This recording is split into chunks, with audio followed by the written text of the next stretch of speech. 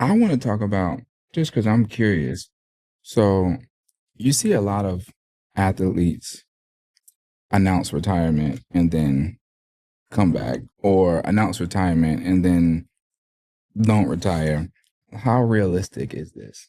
It's real. It's Has it real. changed? Have you been like have you had any times like, maybe I was tripping a bit? Yeah, I do be having them thoughts. Yeah. But it's also too, I want to get myself together though. Which is much more important. Yeah, I really want to get myself together. Like, not retire, but take a break, you know. But the only thing is, well, I ain't gonna lie. I done already made a promise. I done already made a promise to Al, like, we out of it type of thing. Mm-hmm. But it's like, I can stick around and just, I will help people and guide people, but as far as like me competing, I don't really want to do it. It's like other stuff I need to work on, you know, like being more there for my kids, going to school, you know, just building myself up as a person. Yeah. You know what I mean? As a great Everybody human being. Shakur spar, That's he what beat I'm him. focusing on.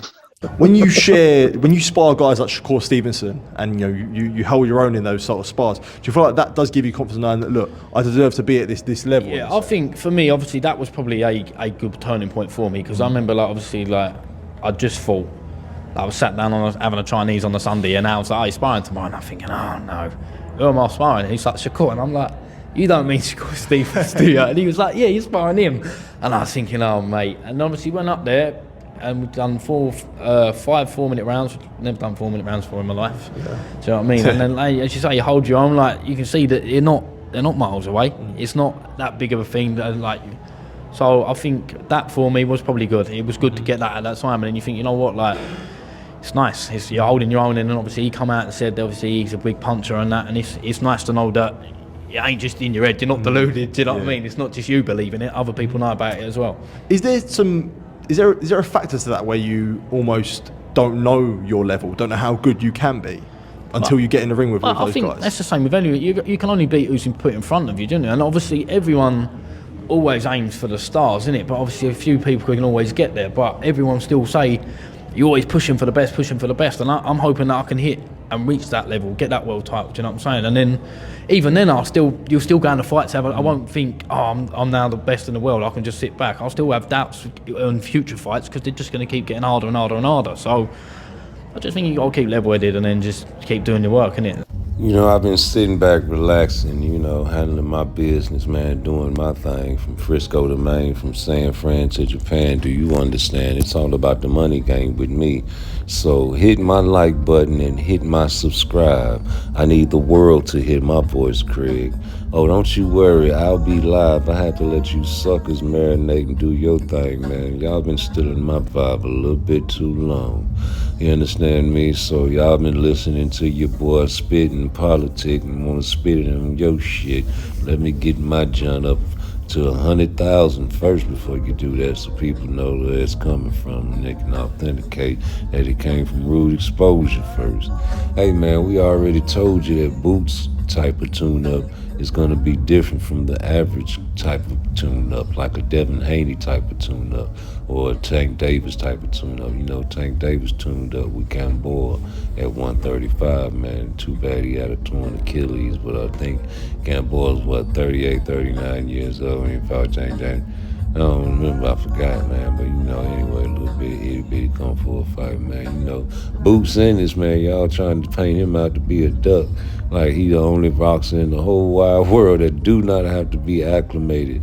You know, he's better than Terrence Crawford, Canelo, and Benavidez put together, man. This nigga is super nigga. He does not have to fight no tune-up.